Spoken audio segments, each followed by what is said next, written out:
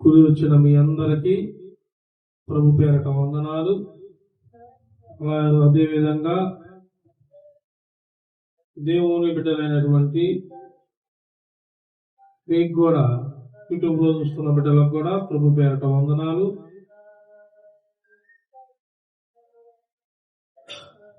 మరి గడిచిన ఆదివారం నుండి ఆదివారం దాకా దేవుడు నడిపించిన విధానాన్ని బట్టి అందరికి ఇచ్చిన కాపుదాలను బట్టి స్తోత్రాలు చెల్లిద్దామా? స్తోత్రం స్తోత్రం స్తోత్రం స్తోత్రం స్తోత్రం స్తోత్రం స్తోత్రం స్తోత్రం. ఆమేన్.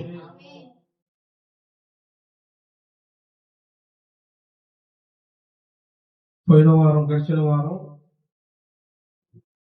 మన ప్రయాణాలు అన్నిట్లోనూ దేవుడు ఆయన కాపుదలతో ప్రతి ప్రయాణాన్ని కూడా మరి ఎటువంటి ఇబ్బంది లేకుండా నడిపించాడు. మరి దర్శించిన ప్రతి ఒక్కరిని, ప్రార్థన రిక్వెస్ట్ అడిగిన ప్రతి ఒక్కరిని మీరు ప్రార్థించండి. దేవుడు వారి పట్ల కూడా బహు గొప్ప కార్యములు జరిగించి నడిపించును గాక. ఆమేన్. వాక్యంలోకి వెళ్దాం. లూకా సువార్త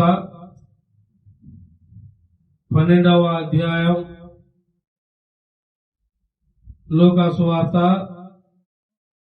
12వ అధ్యాయం 15వ వచనం. మరియు ఆయన వారితో, మీరు ఏ విధమైన లోపమునకు ఎడమియక జాగ్రత్త పడుడి.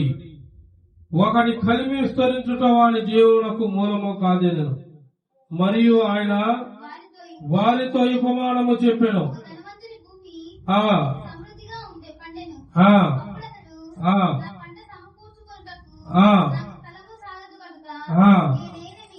నేనేమి చేతునని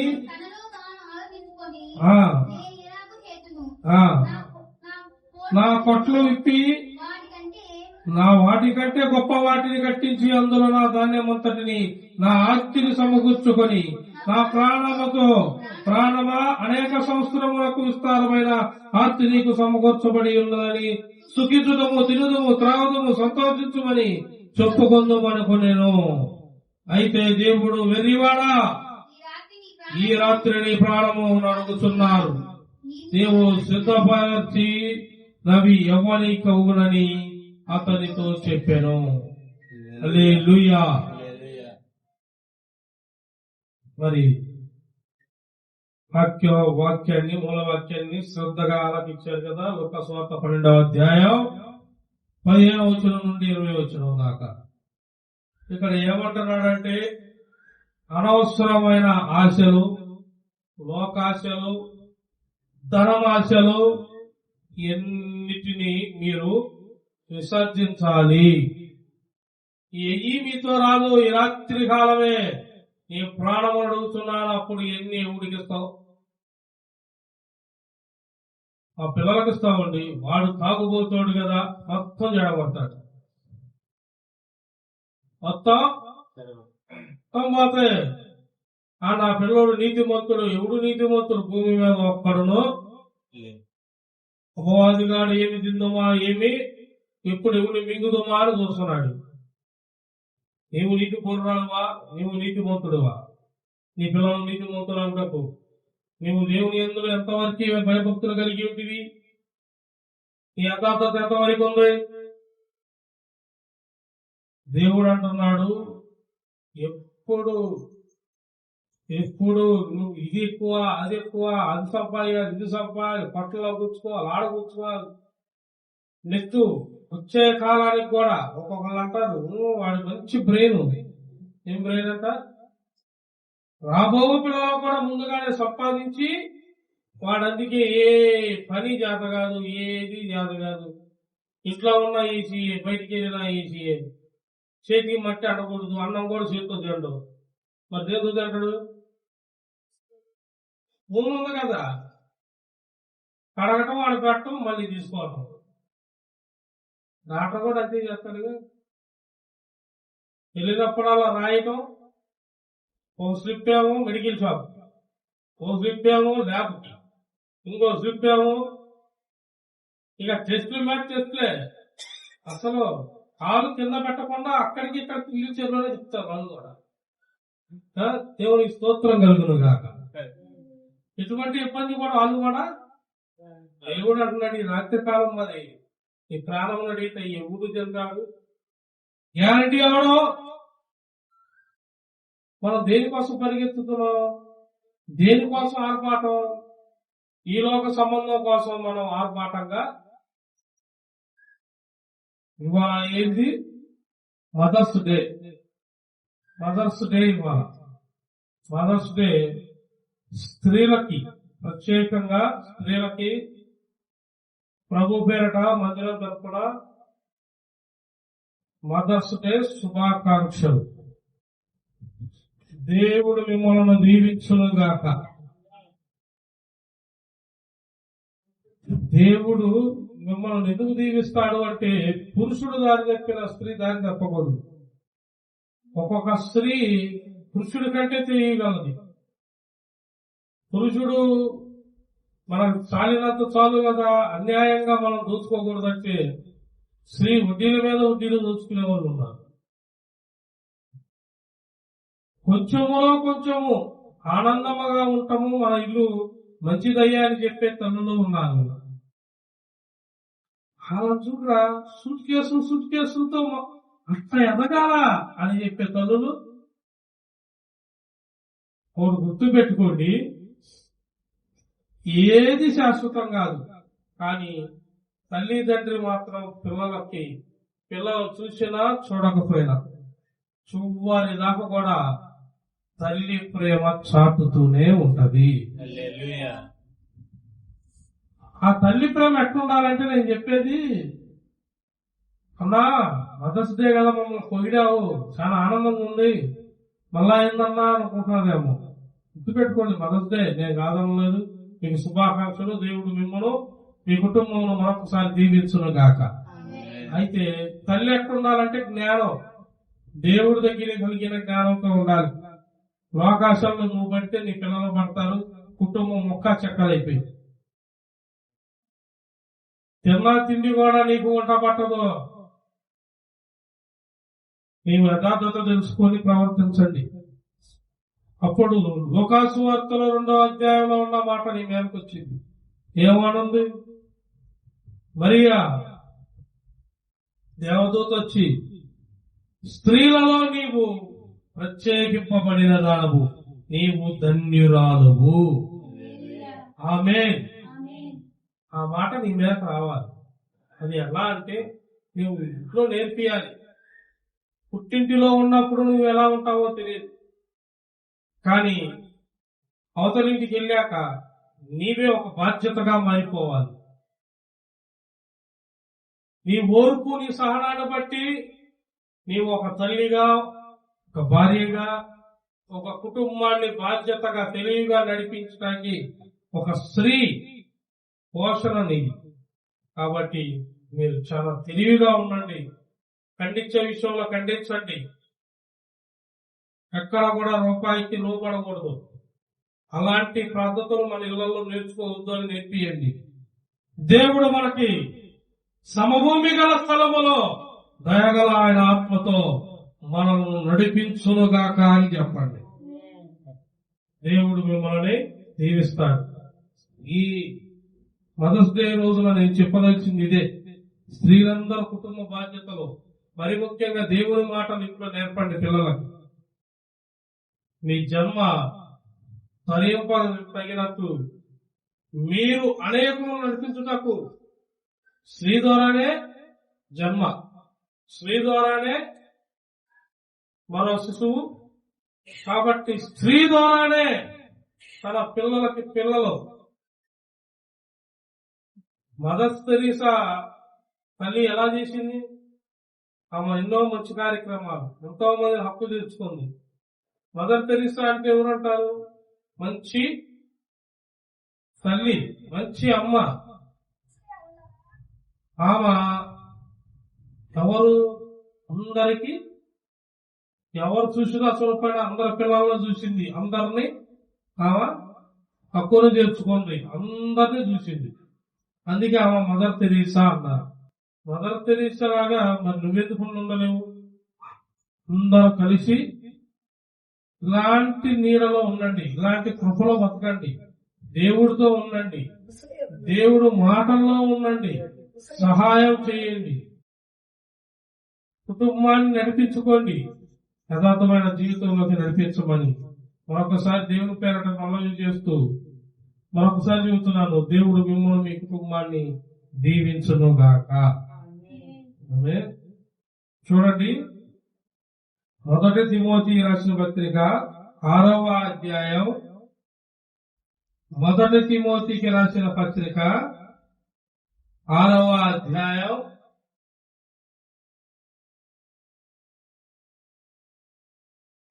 9వ వచనం.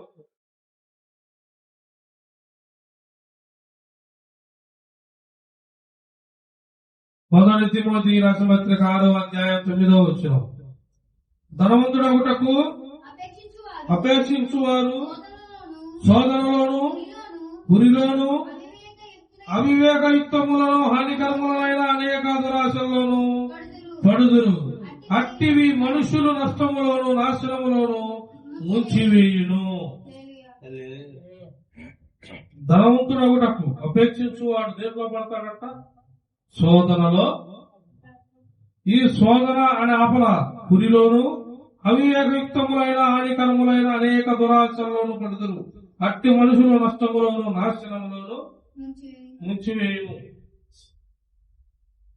మాటలో దేవుడు ముందుగానే పలికిచ్చాడు, జనాన్ని యథార్థంగా నడుచుకోమన్నాడు, యథార్థమైన జీవితం నడుచుకోమన్నాడు, భయభక్తి కలిగిన జీవితం ఇది.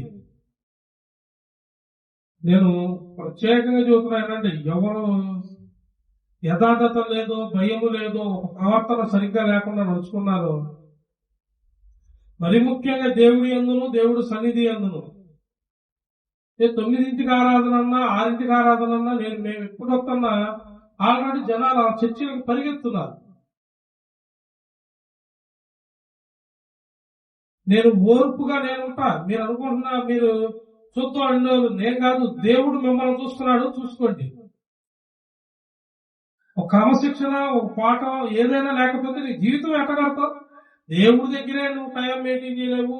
దేవుడి దగ్గర రాటకో నీకు ప్రత్యేకమైన టైం కావాలంటే అసలు నీ ఇంటికి నువ్వే పెడతావు? నీకు బుద్ధి జ్ఞానం ఏమొచ్చింది? పురుషుడైనా స్త్రీ అయినా అనేకమైన వాటిల్లో పడి శోధనలోకి, మరణ ఛాయల్లోకి, వేదనలోకి పోతావని ఉంది. ఇలాంటి లేఖనాలు కనపడవు మీ కళ్ళకి. అబ్రహామును ఆశీర్వదించను. దేనికి ఆశీర్వదించాడమ్మా? అబ్రహాము లోపడ్డాడు దేవుడికి. ఎండవేళ గుడారంలో మిట్ట మధ్యాహ్నం పుట్టున్నాడు. మీరు చర్చకి రావటం కూడా మీకు సరిపోదు టయాలు. పెళ్లికి వెళ్ళమను, అదేదో స్టేటస్ లో చూసా, అమ్మ చిలకమ్మ ఒకసారి వచ్చి అట్టచ్చి వెళ్ళిపోతుంది. అట్లా రెడీ అవుతారు ముస్తాబై. చర్చి టైంలో ఇంకోటి పెళ్లికి పిలవని, ఇంకోటి ఇంటికి బొమ్మను రెడీ అయ్యి, బుద్ధి జ్ఞానం ఉండాలి. నువ్వు ఎడబోత పర్లోక రాజ్యానికి. మీరు చర్చికి వస్తే అంత, రాకపోతే అంత మీ బతుకులు. నాకేం సల్లా అక్కర్లా, కానుక అక్కర్లా నీ మొహం. నువ్వు వస్తే ఏమవుతుంది? నాకు ఏమీ రాదు. నీ కుటుంబం బాగుపడింది. వచ్చి యథార్థంగా నేర్చుకుంటే, టైం పాటిస్తే దేవుడి దగ్గర నువ్వు యథార్థంగా ఉంటావు, నడుచుకుంటావు. చర్చి టైం మార్చాడు ఆయన, ఇంకా మారుస్తా. తెల్లారితో 6ంటికే పెడతా. ఇక ఏం లేదు, బ్లాక్ లిస్ట్ లో పెట్టి నెంబర్ నేనే తీసేస్తా. నీకు తెలుసో లేదో? దేవుడు నేను తీసేస్తా నెంబర్లో. పనికి మానవాళ్ళు 100 మంది ఉంటే నాకేం ఉపయోగం? ఏందయ్యా సంఘం అంతా ఏందయ్యా అంటే పనికి మాలిన సంఘం. ఎందుకు నాకు సంఘం అంటే ఏందా? సంఘం, వాళ్ళ సంఘం ప్రార్థన యోధుల సంఘం అనాల. పని రాక్షసుల్లా ఉంటారు బాబు. పొద్దున్నే లేచి చర్చిలో కూర్చుంటారు. అక్కడ సంఘం దూర ప్రాంతం నుండి కదిలి వస్తారు ఆటోల్లో, బస్సుల్లో అని చెప్పుకునే అలా ఉండాలా. మీటింగ్ చేయటానికి, అధికారాలు చేయటానికి, ఎత్తనాలు చేయటానికి, తయారు పెడతానికి వచ్చేవారిలాగా ఆయన అదే రాసిపెట్టాడు. అనేకమైన సోదరులు చర్చికి రాని వాళ్ళందరూ ఆల్రెడీ ఈ సోదంలోనే ఉన్నాడు. అందుకే ఈ మాట వస్తుంది. పాస్టర్ గారిని ఎత్తు చూపడం, నువ్వు చర్చికి ఎక్కొచ్చి దుర్మార్గ మొహం వేసుకొని దరిద్ర మొహోడా సంఘాన్ని దూషించేది నీ బతుకు. యథార్థంగా నడుచుకోండి, బతుకుతుంది అందరూ. ఓ టైం లేదు, ఓ క్రమశిక్షణ లేదు, భయం లేదు, ఏమీ ఉండదు. ఎందుకు మీకు లోకాశలు? ఈ రాత్రిలో నీ ప్రాణం అడిగితే ఏం చేస్తావు? గుర్తు పెట్టుకొని నడుచుకోండి. యథార్థమైన జీవితం కావాలి. యథార్థంగా ఉన్నవాడు, కీర్తన గ్రంథంలో ఏమనుంది? దేవుని నమ్ముకున్నవాడు నీతిమంతులు భిక్షమడుగుట, నేను చిన్న వయసు నుండి ఇప్పుడు ముసలవాడినైతే వారు భిక్షమడుగుట నేను చూడలేదు. యథార్థవంతులు నీతిమంతులు భిక్షమడుకోవడం చూడలేదంట. ఎందుకంటే వాళ్ళు నీతిపరుడు.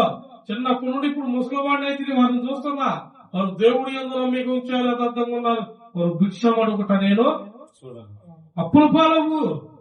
రోజువారీ వాడు ఈడు అందరికీ అప్పులు చేయండి. దరిద్రం.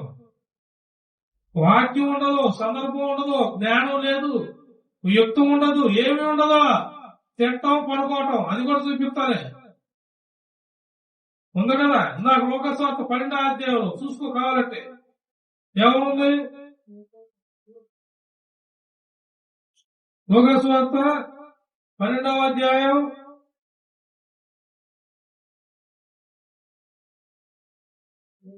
19వ వచనం, నా ప్రాణముతో ప్రాణమా అనేక సంవత్సరములకు విస్తారమైన ఆస్తి నీకు సమకూర్చబడి ఉన్నది. సుఖించుము, తినుము, త్రాగుము, సంతోషించుమని చెప్పుకుందును అనుకునేను. అయితే దేవుడు వెర్రివాడా, ఈ రాత్రి నీ ప్రాణమును అడుగుతున్నాను, నీవు సిద్ధపరిచిన ఏమని ఎవరి ఒగునని అతనితో దేవుడు అడుగుతున్నాడంట. రాత్రి నీ ప్రాణం అడుగుతప్పుడు ఏం చేస్తావురా? నువ్వు చేసిన అప్పులోడు నీ పిల్లల మీద పడతారు. బుద్ధి తక్కువ పనులు చేయకూడదు. యథార్థం నేర్చుకోవాలి. దేవుడి దగ్గర క్రమశిక్షణ ఉండాలి. నీ పిల్లలు లేదు, నువ్వు లేకుండా ఏమి జీవితం నీ జీవితం? జనాలు మాత్రం మళ్ళీ గొప్పగా చెప్పుకోవాలా. లోపల వేడిపండు చూడు మిగమిగలాడునంట, పట్ట వైపు చూస్తే పురుగులని అంట. ఆ బతుకులో ఉండబాకండి. దేవుడు శ్రేష్టంగా పుట్టించాడు మనల్ని. ఆయన రూపంలో పుట్టించాడు. నీ శరీరము నీ దేహం ఏమై ఉందంట? దేవాలయమై ఉన్నది. దానిలో దేవుడు ఉన్నాడని నువ్వు ఎరుగుదువా? ఎందుకు ఎరగలేదు? నాలో ఉన్నవాడు లోకంలో ఉన్నవాడి కన్నాను అట్టివాడు నీలో ఉన్నప్పుడు నీకు బుద్ధి జ్ఞానం ఏమైనది? నేను ఎందుకు చెబుతున్నానంటే మాట, ధనాపేక్షకి, లోకాశలకి, సంబరాలకి అలవాటు పడ్డ వాడికి నీతి ఉండదు. వాళ్ళ కాడ యథార్థత ఉండదు. అందరూ దేవుడు మార్గం పోతుంటే ఈడు దేవుడు మార్గం పోరు. వీరికి ధనాపేక్ష. ఇస్కరియోతో పోయింది అదే కదా. అపోస్తులు అందరూ ఏం చేశారు? అందరూ దేవుడు మాట్లాడితే అపోస్తులు అందరిలో ఉన్నవాడే ఇస్కరియోత. కానీ ఈయన బ్రెయిన్ ఎట్టుంది? డైరెక్ట్ గా యేసు ప్రభువు నమ్మేస్తే సగం రాజ్యం వస్తుంది. మనము వాడి జనము వాడి పాదముల సత్యం ఉన్నది, వాడు ఉరి వేసుకొని సత్యను అని ఉంది. చదువుకోండి. బైబుల్లో 2వ రాజుల గ్రంథం చూడండి ఒకసారి. 2వ రాజుల గ్రంథం 5వ అధ్యాయం 2వ రాజుల గ్రంథం 5వ అధ్యాయం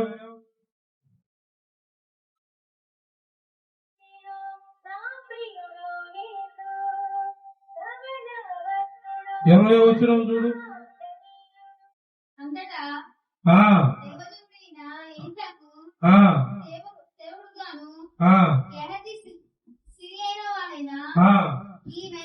అంతటా దైవజనుడైన ఎలీషాకు సేవకుడొకడు గెహజీ సిరియానుడైన ఈ నయమాను తీసుకొని వచ్చిన చేసిన వాటిని అంగీకరించుటకు నా యజమానునికి మనసు లేకపోయిన గాని యెహోవా జీవంతో నేను పరిగెత్తుకొని పోయి అతని కలుసుకొని అతని యొక్క ఏదైనా తీసుకుందని అనుకున్నాను.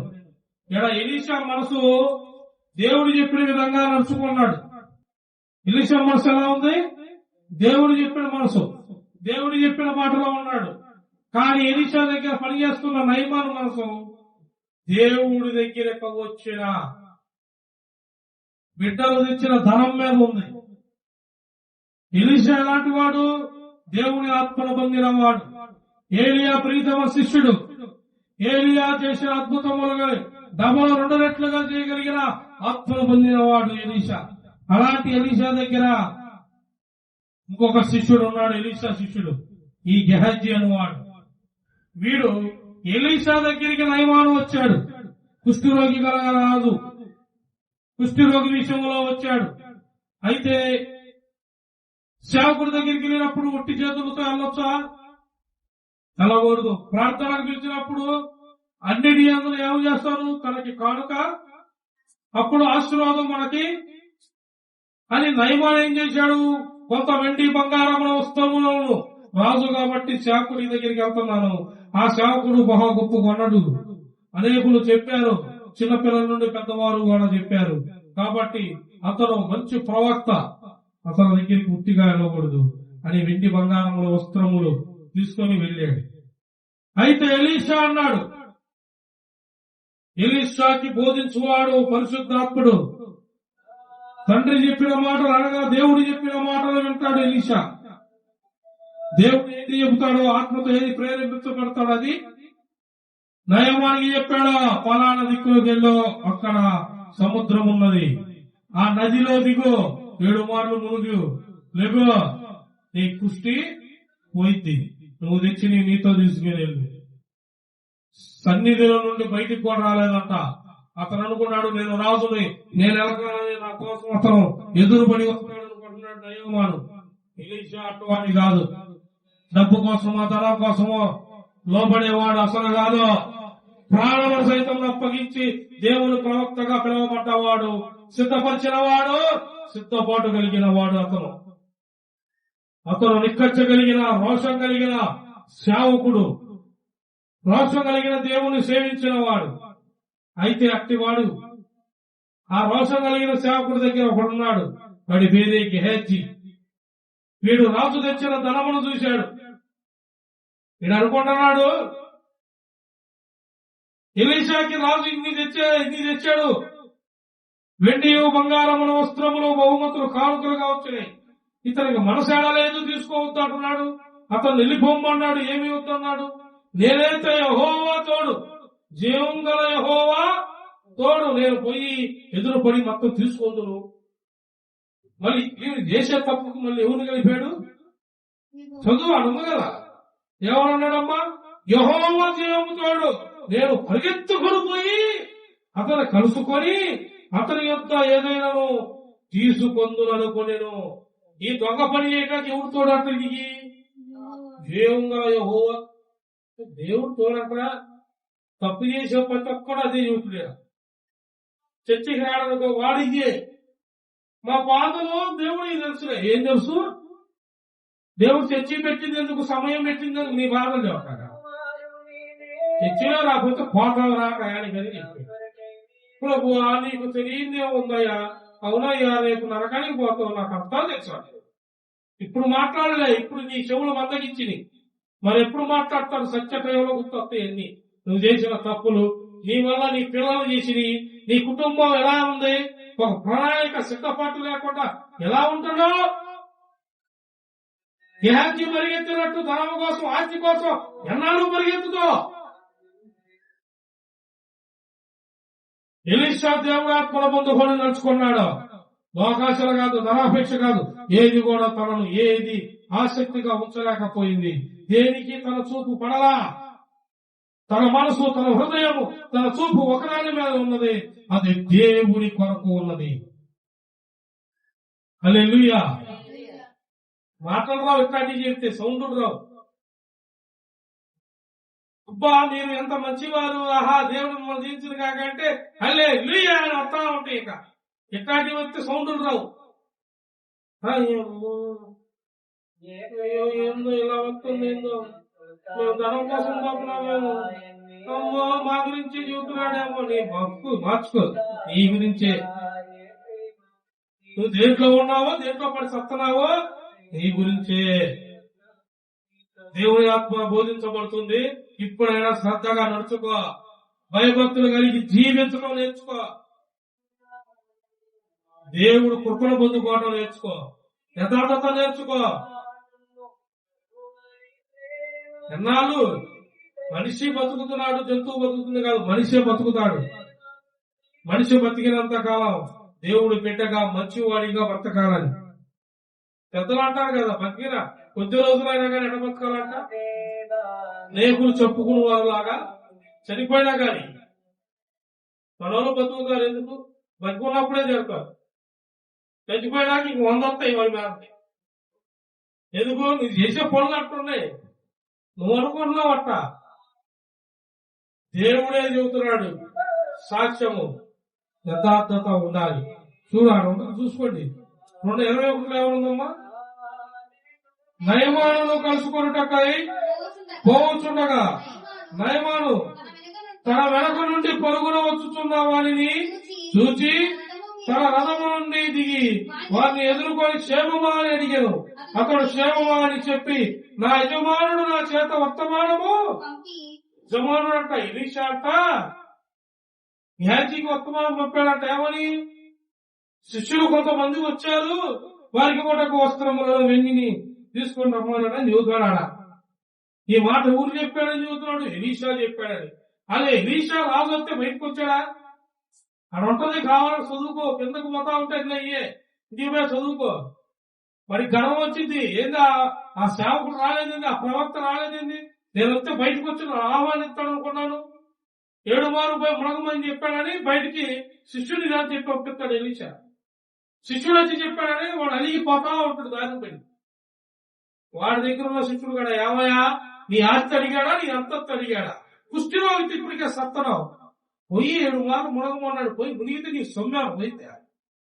గర్వముతో నువ్వు నడుచుకున్నాయాడా? నీ కుష్టి నీతోనే ఉండను కదా. చెప్పిన వాడు జీవము గల దేవుడి సేవకుడు కదా, అతని మాట వినితే నువ్వు బాగుపడతావు కదా. ఆ చదువు, బైబుల్ చదువుకుంటే ఉంటుంది, ఆడే ఉంటాయి కింద అన్ని. ఎట్టాడి చదవబాకండి, బైబుల్ అసలు చదివితేగా ఎట్టాటియో నడుచుకోవాలని. ఎట్టాడి చూడబాకండి. ఆయన అంతేనమ్మా, ఇచ్చినప్పుడు ఒకటి, ఈనప్పుడు ఒకటి. నీ మొహం అమ్మ, నీ మొహం. స్టార్టీ నేర్చుకోబాకండి అమ్మా. బైబుల్లో ఉందా నువ్వు అడిగే మాట? సేవకులను దూషించమని బైబుల్లో ఉందా? సంఘాలకు దూరం అమ్మని ఉందా? సంఘానికి యథార్థంగా నడుచుకున్నా నీ మీదకి ఏమొచ్చింది?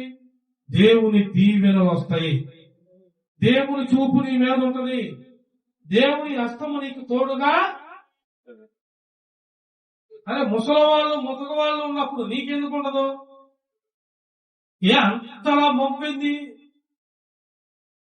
తినుము త్రాగుము సుఖించుము అనే దాంట్లో బతుకుతున్నావా? ఎన్నాళ్ళు బతుకుతావా? బతుకు. దేవుడు యథార్థవంతులను చూస్తాడు, నీతిమంతులను చూస్తాడు. కింద చూడండి 25లో చూడండి ఏమనుంది? అతడు లోపలకు పోయి తన యజమానుని ముందర నిలవగా ఎలీషా వాడిని చూచి, గెహజీ నీవెచ్చటి నుండి వచ్చిందివని అడిగినందుకు వాడు, నీ దాసుడైన నేను ఎచ్చటికి పోలేదని. ఎక్కడికి పోలేదన్నాడట. పాపం ఏడికి పోయి వచ్చాడు కుర్రాడు? ఇందాక ఆడకపోయామని చెప్పాడు రాజు నయమాన్ దగ్గర. నా ఏలిన వాడు పంపితిరి, కొంతమంది శిష్యులు వచ్చారు నీ దగ్గర, కొంత వెండి బట్టలు తీసుకొని ఆడపోయో ఆడ చెప్పి అయ్యని తెచ్చాడు. ఏడా ఎలీషా లోపలికి రాగానే, యాజే నువ్వు ఎక్కడికి పోయితివి, ఎక్కడి నుండి వచ్చింది అంటే, నా ఎలిని వాడా నేను ఎక్కడికి. అబద్ధాలు. సంఘాల్లో చెప్పేది కూడా అబద్ధాలే, సంఘం నుండి బయటికి పోయిన వాళ్ళు చెప్పేది కూడా అబద్ధాలే, బయట జరుగుతుంది కూడా అయ్యే. సేవకులను నిందనిచ్చేవాళ్ళు, సేవకుల మీద తీర్పులు.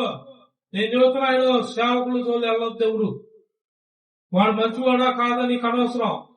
దేవుడు నీకు పలానా చోట నుంచోమన్నాడు, పలానా చోటకి వెళ్ళమన్నాడు, వెళ్ళావా, నుంచున్నావా, కూర్చున్నావా, అంతవరకే. అంతేగాని సేవకుడి జోలి మీరు పోవాకండి, సేవకుడి జోలి మీరు పెట్టుకోవద్దు. పేదలు అయితే దేవుడు చెప్పాడు.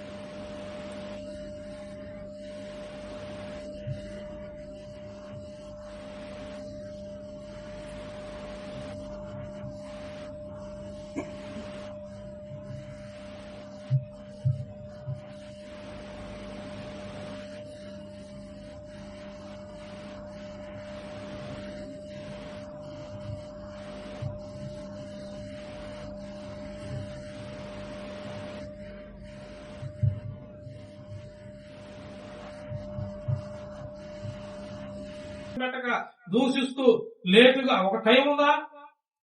దేవుడు క్రమం పెట్టాడు. దేవుడు సన్నిధికి టయానికి రావాలి. ఒక టయానికి వస్తున్నారు అందరూ. ప్రతి ఒక్కరి మీద ఉంది లెక్క. మీ లెక్క మీరే చెప్పుకోండి. క్రమం, పద్ధతి ఏమీ లేకపోతే మేము ఎప్పుడు చిగురిస్తాం. ఎండిపోయిన యెషయా ముద్ర చిగురు మొలిచెను. ఎందుకో యెషయా దేవుని యందు భయభక్తులు కలిగిన వాడు. యెషయా దేవుడు మాట విన్నవాడు, నడుచుకున్నవాడు, నడిపించబడ్డవాడు. మరి నువ్వు నడిపించబడ్డావా? యెషయా ఎండిపోయిన ముద్ర చిగురు పుట్టింది. దాని నరనరములకు, దాని ఏర్లకు బలం వచ్చి ఫలించింది. నీ ముద్దు ఎండిపోతున్నా నీకు బుద్ధి, జ్ఞానం, సిగ్గు ఏమన్నా ఉందా? ఆడేసిన గొంగల్లాగా ఆడే తగలంటారా? జీవం గల దేవుడు చెబుతున్న మాటలు వెళ్తున్నావా? త్వరపడి వెళ్తున్నావా? ఎప్పుడు ఇంట్లో కూర్చోవటమే, ఎప్పుడు సాకులు చెప్పుకోవటమే. కుక్క పిలిచింది, కుక్క కలిసింది, పంది పిలిచింది, ఏ మాటలో. ఎన్నాళ్ళు నువ్వు నీ మాటలు నువ్వు చెప్పుకుంటే మాకేం అవసరం? దేవుడు కూడా లక్ష్య పెట్ట నయమైన మాటలు, గ్యారంటీ మాటలు. ఎలీషా గద్దించలేదా?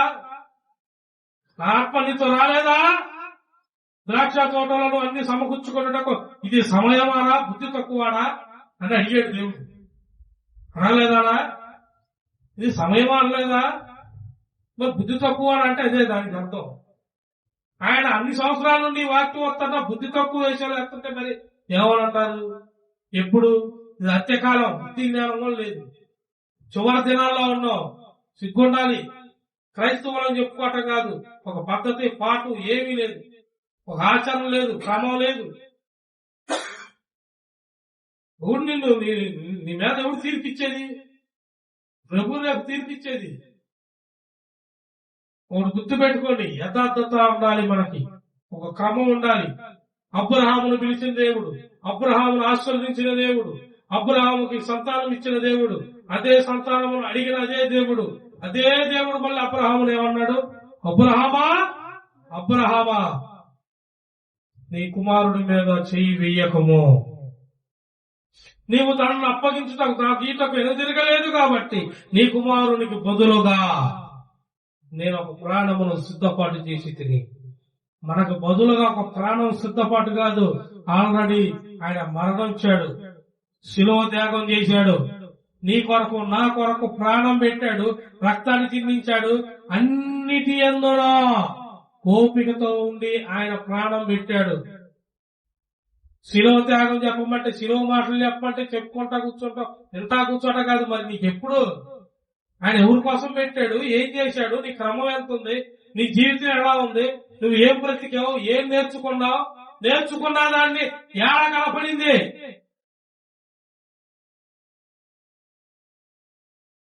ఒక వృధా జీవితం అంతా వృధాలాగా ఉండకూడదు. మనుషుడు దేవుడితో నడవాలి, దేవుడు సంబంధిగా ఉండాలి, క్రమబద్ధత ఉండాలి, భయభక్తులు కలిగిన జీవితం ఉండాలి. ఏమి లేనప్పుడు వృధా. అబ్రహామును మాట్లాడాడు, మరి నీతో మాట్లాడ్డా? ఒకరిని తొందరపడి నిందలు ఎప్పుడు ఇవ్వకండి. నీవే సిగ్గు తెచ్చుకుంటావు. నీ తల ఎత్తుటకు ఇక నీకు నీ పాపము నీ బాధ్యత కొంచెం ఉంటది.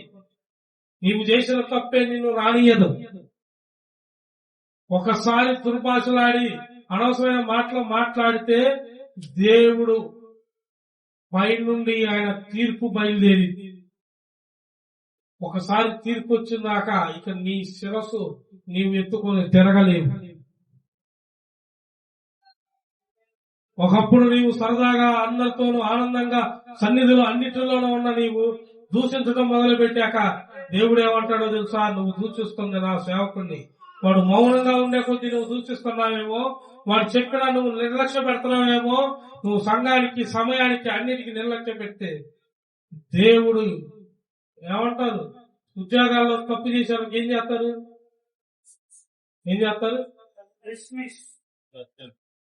వచ్చేసింది కదా లెటర్, పై నుండి ఆర్డర్ వచ్చింది, గుర్తు పెట్టుకో. దేవుడి బిడ్డల జోలికి పోయావనుకో, దేవుడు సంఘాన్ని దూషించావనుకో, దేవుడికి వ్యతిరేకంగా నడుచుకున్నావనుకో, దేవుడి సమయాన్ని వృధా చేశావనుకో, పై నుండి ఆర్డర్ వచ్చింది. అప్పుడు ఎప్పుడు ఏమి చేయలేడు, ఎత్తుకులాడుకోవాల్సి వచ్చింది. ఏం చేయాలో తెలియక నిష్క్రియంగా గురేసుకోవడం తప్పితే ఏం చేయాల. ఇక్కడ నయమాను బతుకు కూడా అదే అయింది. ఏమన్నాడు కింద చూడు, నయమాన్ ఏమన్నాడు? కాబట్టి నయమానుకు కలిగిన అంతటా ఎలీషా వానితో 2వ రాజుల గ్రంథం 5వ అధ్యాయం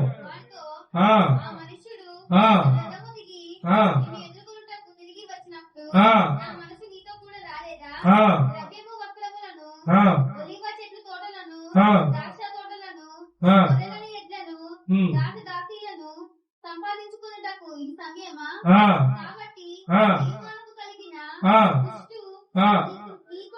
నీకును నీ సంతతికి సర్వకాలము అట్టి ఉండును అని చెప్పగా వాడు మంచు వలె తెల్లనైన కుష్ఠము కలిగి ఎలీషా యొద్ద నుండి బయటికి వెళ్ళాడు. ఎవరి మీద ఉన్న కుష్ఠ ఎవరి మీదకి వచ్చింది? నయమాను మీద ఉన్న కుష్ఠ ఎవరి మీదకి వచ్చింది? మోసం చేసిన గ్యాజీ మీదకి వచ్చింది. వాడు ఒక్కరితో కాదు, శపించాడు సేవకుడు. అంటే పై నుండి ఆర్డర్, సేవకుడు కాదు అది. ఆర్డర్ ఎక్కడ నుండి వచ్చింది? పిటిషన్ ఎక్కడ ప్రింట్ అయింది? ప్రింట్ అయిపోయింది. ఇది చూసుకో, ఎగిరెగిరి పడతా ఉంటారు కొంతమంది. ఆడ లెటర్ ప్రింట్ అయిందా చూసుకో ఈ వాక్యంతో. ఇక నీకు ఎలా ఉంటుందో చూడు. బొవ్వ పెట్టే నాదులు కూడా దొరకకుండా పోతారు. నేను చెబుతున్నా, దేవుడితో ఆశామేషం కాదు, యథార్థం నేర్చుకోండి, యథార్థంగా ఉండటం నేర్చుకోండి, భయభక్తులు కలిగి జీవించడం నేర్చుకోండి. ఏమీ లేకుండా జీవించబాకండి. బ్రతుక మంచిగా ఉండాలి, మంచిగా మనం బ్రతకాలి, మనం మంచిగా జీవించాలి. దేవుడు నిన్ను, నీ జీవితాన్ని, నీ కుటుంబాన్ని ఆశీర్వదించునుగాక. మనం జీవితం అంతా దేవుడికి లోబడి ఉండాలండి. చూడండి,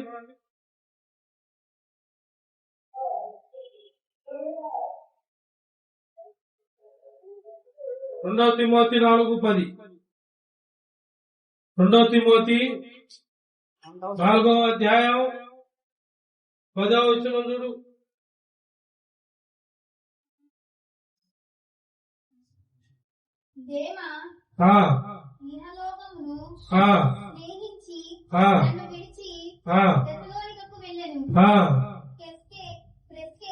క్రెస్కే గల్తీయుకుడు తీతు ధర్మితీయుకుడు వెళ్ళిరి. హల్లెలూయా. 9వ వచనంలో నా ఎంతకు త్వరగా వచ్చుటకు ప్రయత్నము చేయము అని ఉంటుంది. దానికి అర్థం ఏంటంటే మంచి అలా దేవుడి బిడ్డలకి సమయం చెప్పాడు, గడియలు చెప్పాడు, ఎలా నడుచుకోవాలో చెప్పాడు, ఎలా ఉండాలో చెప్పాడు. మీరు ఆ అధ్యాయం మొత్తం చదివితే అర్థమైంది. ఇంటికి చదవండి, ఎలా నడుచుకోవాలి, ఎక్కడ ఎదురు చెప్పకూడదు. మీకు ఒక మాట వచ్చింది, ఆ మాట చేయటమే. అసలు అట్ట చెప్పాడు అంటారు పాస్టర్ గారు. నేను చెప్పలా, దేవుడు చెప్పాడు. నువ్వు చేతి చేయి, లేకపోతే పక్కవు. నీకెందుకు ఎక్కడ చెప్పాడు? నువ్వు చేయగలిగి ఒప్పుకుంటే చెయ్యి, చేయలో అనుకో సైడ్ జాబ్, బాహర్ జావా, హిందీలో. దేవుడి స్తోత్రం, హిందీ వస్తుంది మాకు. హల్లెలూయా. నువ్వు చేయలేనప్పుడు సైలెంట్. నీకెందుకు నేనేం చేస్తే?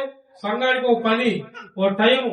దేవుడు చెప్పింది చెప్పినప్పుడు అందరూ నడుచుకోవాలి, సమాధానంగా నడుచుకోవాలి. దేవుడు చెప్పినప్పుడు దేవుడు యథార్థంగా మనం ఏదైతే ఇచ్చాడో ఆ మాటలు మీరు చూసుకొని నడవాలి. ఇక్కడ అదే అంటున్నాడు ఆయన. ఏమన్నాడు? నా యొక్క త్వరగా వచ్చుటకు ప్రయత్నము చేయను. దేవా దేవా, ఈ లోకము స్నేహము స్నేహించి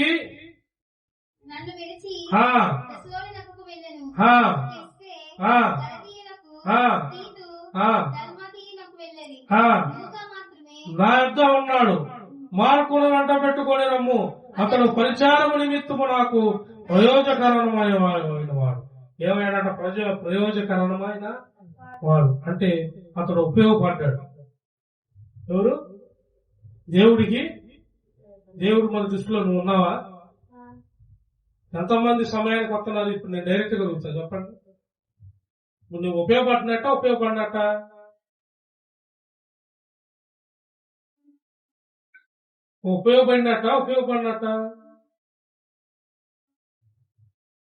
నువ్వు ఫలిస్తున్నావా, ఫలించట్లేదా? దేవుడి వాక్యం ఉందా? ప్రార్థనలో నువ్వు ఎదుగుతున్నావా? అసలు వాక్యాన్ని వింటున్నావా?